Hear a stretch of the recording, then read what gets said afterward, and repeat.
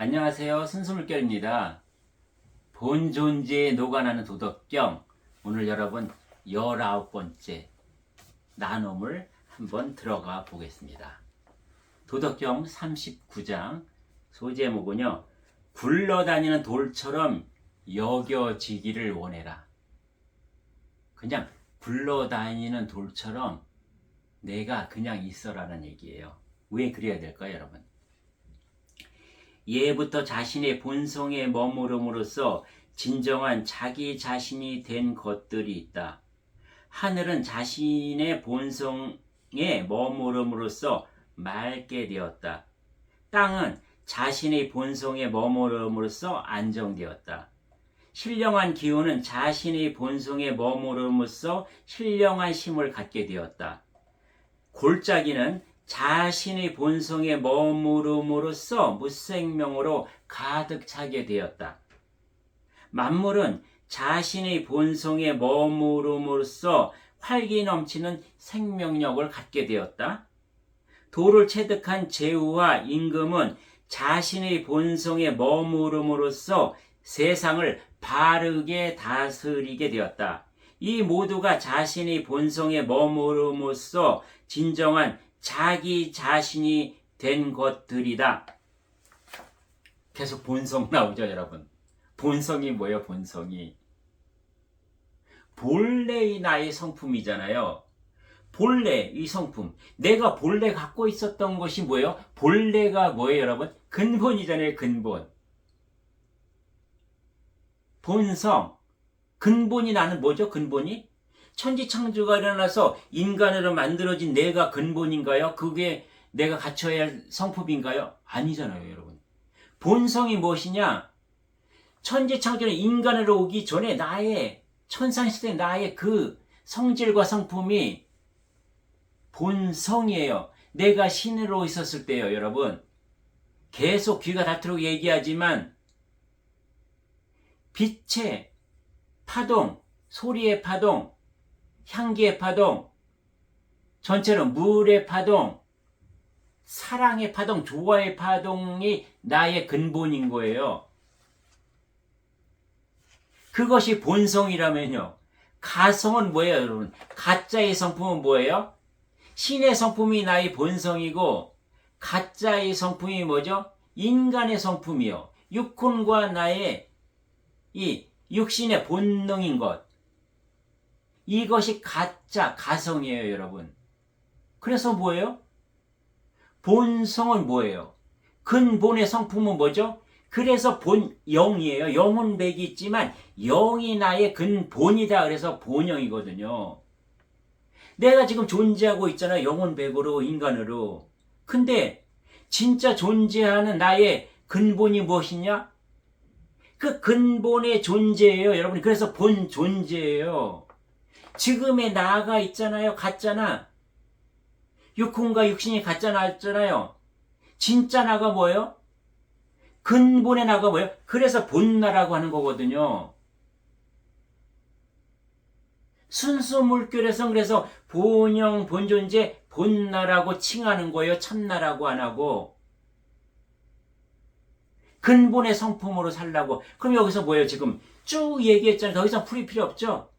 그러한 본성, 나의 본영, 본존재, 본나로 살아가면 모든 것이 내가 매이고 걸리고 힘들어요? 힘들어요?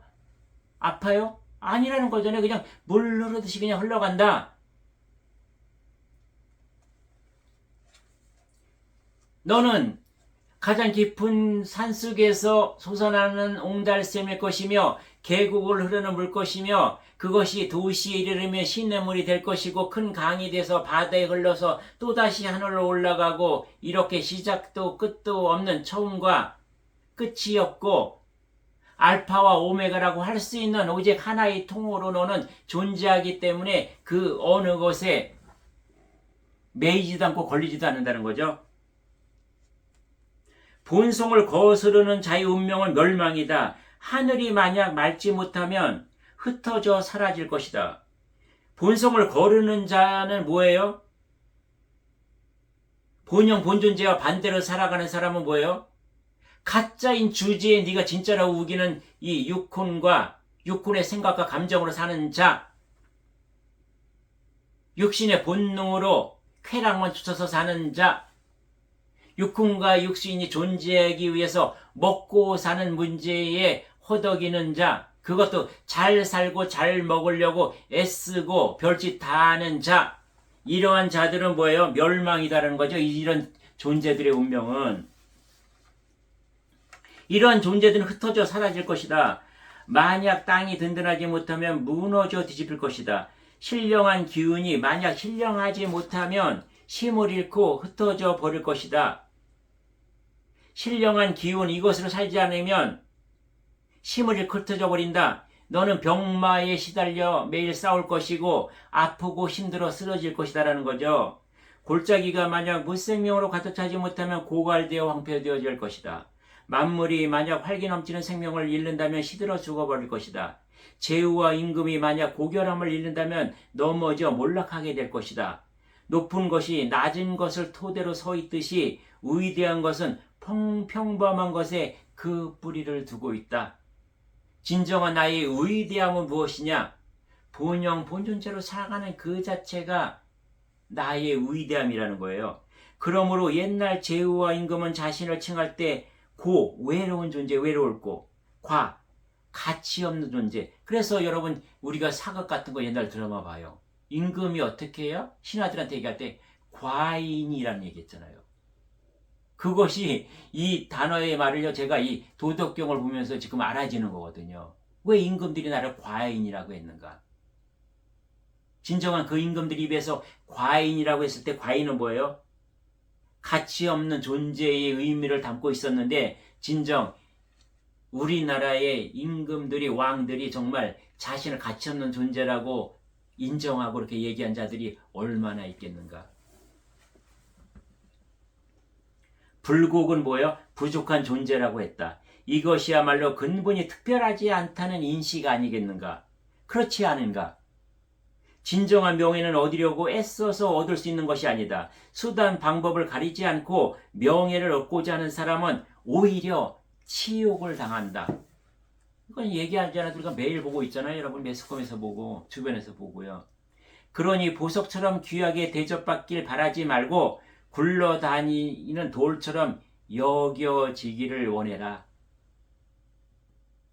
우리가 여러분 돌이 손으로 다듬은 조각도 멋있고 이쁘지만 여러분 그것이 대자연에 울뚝불뚝 서 있는 저 산봉우리에 서 있는 그 자연석들. 그래서 여러분 인공의 돌보다 진짜 수석을 더 가치 있게 보잖아요. 수석이 더욱더 가치 있게 여기고 더 비싸지. 여러분 인공으로 다듬은 돌이 아무리 아름답고 멋있은들 그 수석에 비하겠습니까? 나는 그냥 굴러다니는 돌처럼 존재할 때 이 인류에도 그 쓰임이 될 것이요, 대자연 대우주 하늘아버지가 보시기에도 아주 기쁠 것이요, 아름다울 것이요, 흐뭇하실 것이라는 거죠. 40장 들어가 보겠습니다. 40장. 근본으로 돌아가는 것이 도의 운동 양식이다. 근본으로 돌아가는 것이 영원한 도의 운동 양식이다. 근본으로 돌아가는 것은 뭐예요? 본영. 내가 본영으로 사는 거, 영혼 백 중에서 나의 영으로 사는 거, 본영으로 사는 것이 영원한 도의 운동 양식이에요. 당연하죠, 여러분. 내 본영이 돈대요. 그냥 저절로 활동이 일어나는 거예요. 약하고 부드러운 것이 영원한 도의 생산 양식이다. 나의 본존재, 본영은 어떤 성질이에요? 약하고 부드러운 것이 무엇이에요, 여러분? 물이잖아요. 그래서 물같이 살라 했잖아요. 순수물결, 삼강에서 전체적으로 펼쳐놓은 것이 물의 원리잖아요. 물은 뭐예요? 생명이잖아요, 여러분. 영원한 도의 생산 양식이다. 약하고 부드러운 것이 영원한 도의 생산 양식이라는 거죠. 물과 같이요. 세상 만물은 유에서 나오고 유는 무에서 나온다. 보이지 않는 천상의 비물질 에너지가 보이는 것으로 만들어진 것이 소조, 천지창조로 일어난 거죠. 그 천지창조가 일어난 그 유라는 것, 물질이라는 거에서 뭐예요? 유는 어디서 나와요? 비물질체인 천상에서 천지창조가 돼서 유의 세상 보이는 것으로 만들어진 것이 여러분 지금 우리가 대하고 있는 나를 비롯해서 천지 만물이잖아요. 이 얘기를 지금 얘기하고 있는 거예요. 즉 뭐죠? 물질과 비물질로 존재하고 있는 대우주 대자연의 원리와 섭리와 이치를 지금 얘기하고 있는 거죠. 41장 들어가겠습니다. 소제목. 돈은 너무 커서 인식할 수 있는 대상이 아니다. 저번에 얘기했지만 여러분, 태백산 당골에 있는 개미 한 마리가 태백산 전체를 알 수 있을까요? 개미에게 태백산 전체는 무한대예요, 여러분. 그래서 인식할 수가 없는 거죠. 지혜로운 사람은 도에 대한 이야기를 들으면 열심히 그 길을 따른다. 어떤 사람이요? 여러분 같은 분이요.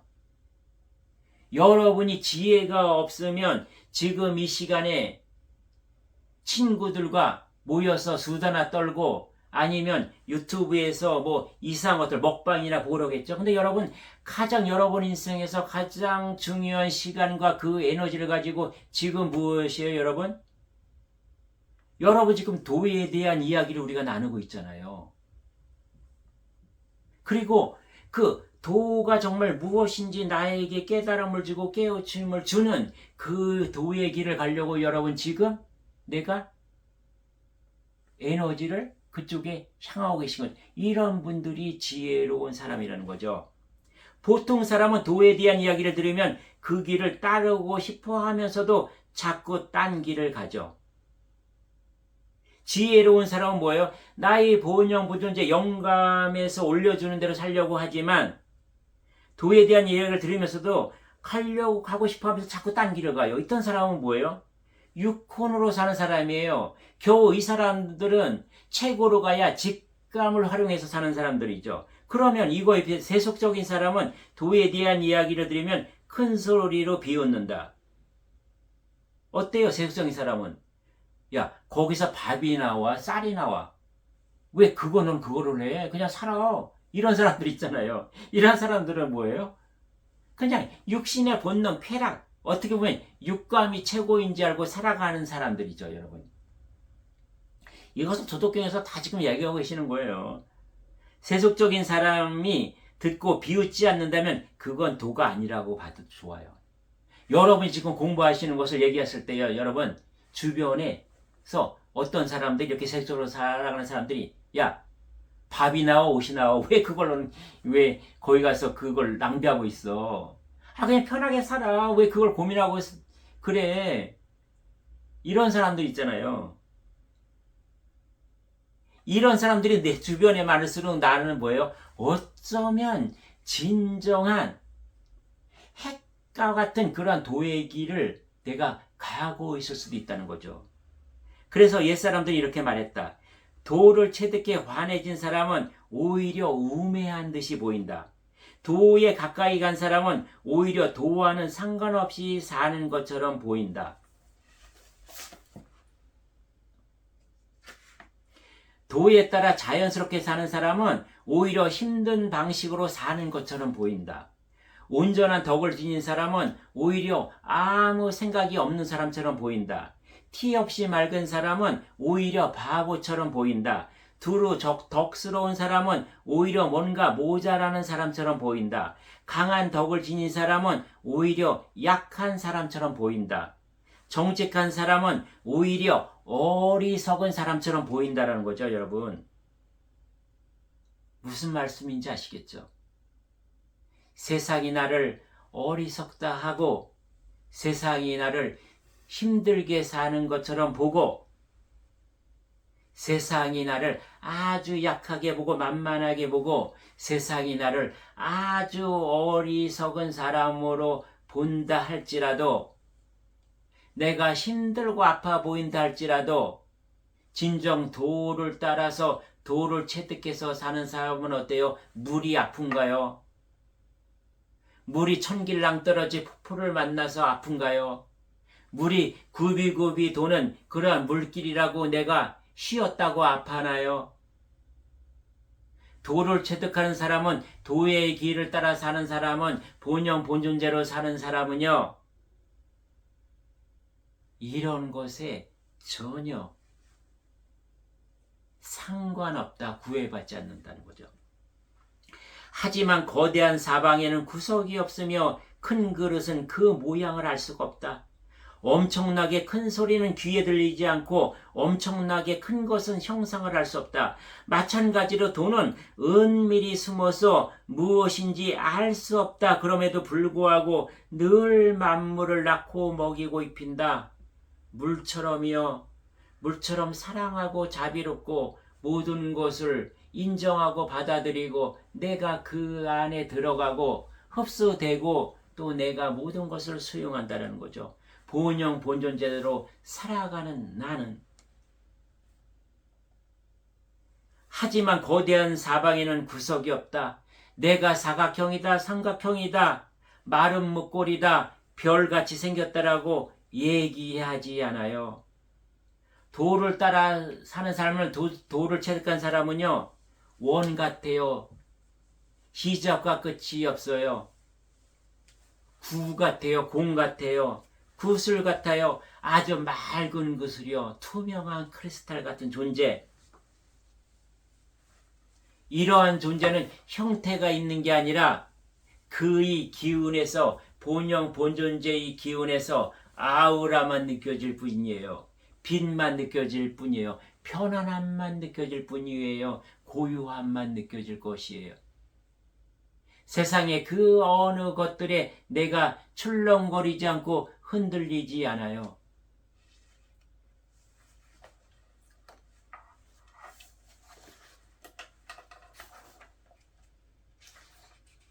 그러면요, 달려가는 길에 42장 하고 마무리 짓겠습니다. 42장.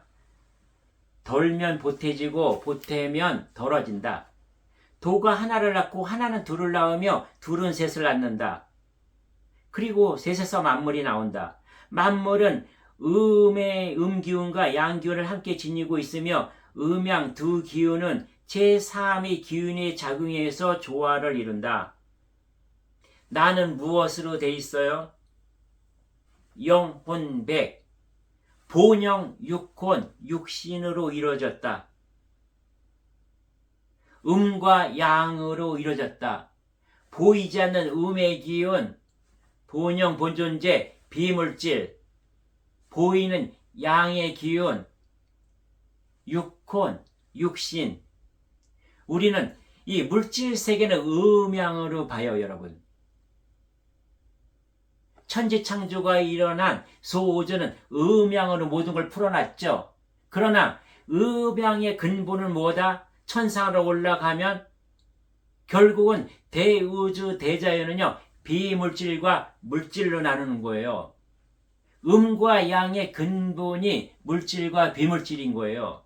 영혼백, 나의 삶의 일체 중에서 뭐죠? 비물질체는 본영, 본존재. 물질은요, 육혼, 육신. 물질은 언젠간 소멸된다. 생겨났다, 없어진다. 모든 물질은요. 그래서 나의 육혼과 육신은 물질인 거예요. 혼은요, 죽어서 없어져요. 내가 귀신으로 있다가 어느 정도 있다 소멸되는 존재거든요. 육신은 즉시 내가 땅으로 돌아가죠. 그러나 나의 근본 본영은 뭐예요? 영원한 존재다. 하늘아버지가 죽기 전에는 나는 살아있다. 하늘아버지 조각이니까요, 여러분. 그것을 얘기하고 있는 거예요. 그래서 노자의 스승은 천부경이다라고 얘기하는 거죠. 여기서 뭐예요? 도가 하나를 낳고 하나는 둘을 낳으며 둘은 셋을 낳는다가 뭐죠? 천부경에서 천일일 지일이 인일삼, 천이삼, 지이삼, 인이삼이요. 대삼합, 육생, 칠팔, 구운. 천부경이 중심이고 기둥이다 하면은요, 지금 이 도덕경은 살이라고 보시면 돼요. 물론 불경, 성경 모든 것도 그렇지만은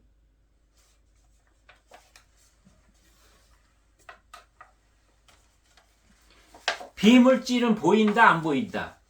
본영 본존재는 보이지 않으나 진짜 나다. 육혼 육신은 보이고 느껴지지만 이것은 가짜 나다. 이것이 물질이다. 라는 것을 오늘 여러분 조금 더 명확히 알고 가시면 좋을 것 같거든요. 세상 사람들은 외롭고 가치없고 부족한 것을 싫어한다. 육혼적인 기준이죠. 하지만 지혜로운 옛날 임금과 제후들은 스스로 자신을 일컬을 때 이런 칭호를 사용했다. 무릇 사물의 이치란 덜면 보태지고 보태면 덜어지는 것이다. 물이요, 부족하면 채워지고 차면 넘치고 흐르잖아요. 그래서 항상 물은 무엇을 이루어요? 잔잔한 호수를 보세요. 드넓은 바다를 보세요. 수평이에요. 그 어떤 물이 섞여 들어와도 조화를 이루고요. 그 어떤 물이 들어와도 항상 평등해요. 평형을 이루어요. 균형을 이루어요. 이런 존재는 무엇이다? 나의 본영 본존재다. 나의 본영 본존재는 물과 같은 성질이 있기 때문에 세상 그 어느 것이 들어와도 내가 흡수해서 수평과 조화를 이룰 수 있다. 평상심을 내가 유지할 수 있다. 그것을 여여하다라고 얘기할 수 있다라는 거죠. 그래서 하늘은 스스로 돕는 자를 돕는 거예요. 어떻게 해요? 육혼과 육신이 나의 본영 본존재를 위하고 도울 때, 그때 하늘과 같은 존재 본존재는요, 나의 육혼과 육신의 삶, 이 인생을 도와주는 거예요. 그렇게 살 때 뭐예요? 나의 본영 본존재가 주인이 되어 살아갈 때 하늘아버지가 더 큰 힘과 에너지를 나에게 주신다. 그것이 하늘은 스스로 돕는 자를 돕는다라는 거죠, 여러분. 사람들이 옛날부터 가르친 것을 나 또한 그대들에게 가르치고자 한다. 힘으로 폭력을 행사하는 사람은 제 명에 못 쫓는다.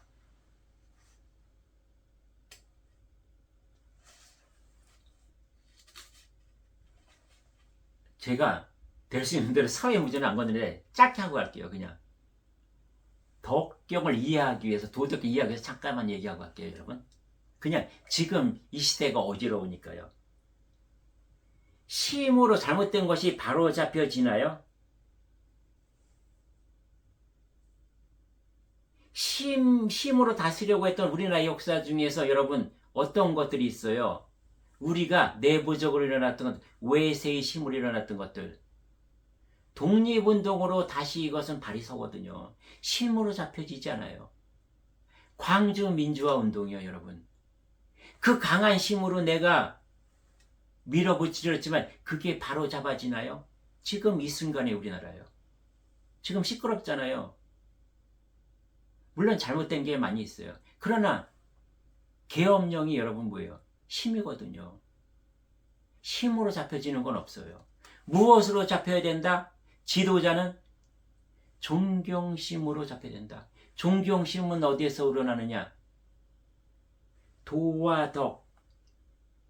그렇게 살아가는, 그렇게 근본으로 살아가는 그 존재가 온전히 그를 따르는 존재들한테 감동을 주고 그렇게 믿음이 갔을 때 이것은 힘으로 그 어떤 것을 하려고 하지 않아도 저절로 잡혀지는 거예요. 이것이 영원히 발전할 수 있는 거거든요.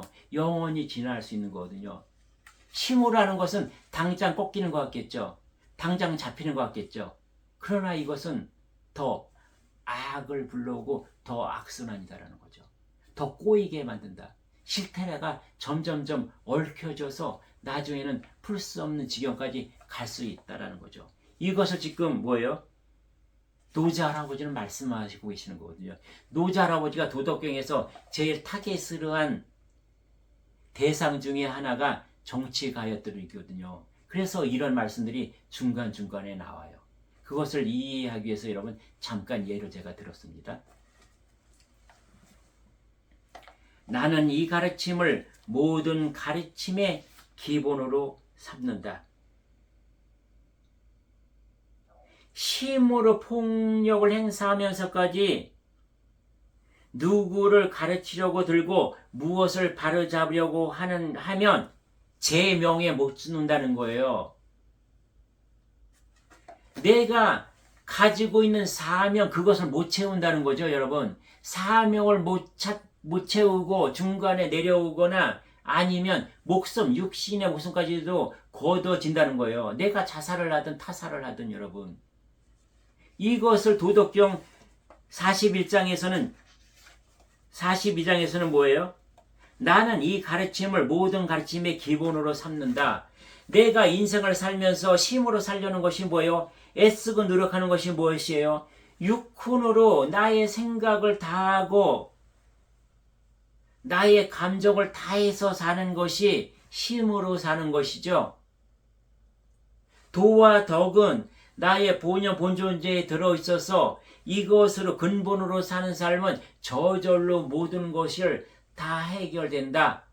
소금이 물에 들어가면 다 녹아서 소금물이 되고 설탕이 물에 들어가면 설탕물이 되고 아무리 오염된 물이라도 바다로 흘러서 태평양 한가운데로 들어가면 투명하고 아주 맑은 옥색의 물이 되듯이 본영 본존재로 살아가는 것들은 모든 것을 흡수하고 수용하고 받아들이나 모든 것을 정화 정리해서 새로운 생명으로 아주 맑고 밝고 순수한 그러한 존재로 거듭나게 한다는 것이다. 그러니 나는 어떻게 살아야 하는가? 도와 덕이 들어있는 본 근본으로 살아야 한다는 것을 지금 또 여기서 말씀을 하고 계시는 거죠, 여러분. 네, 이렇게 해서 여러분 도덕경 나눔 오늘은 여기서 마무리 짓고요. 또 다음 시간에 뵙겠습니다. 예, 감사합니다.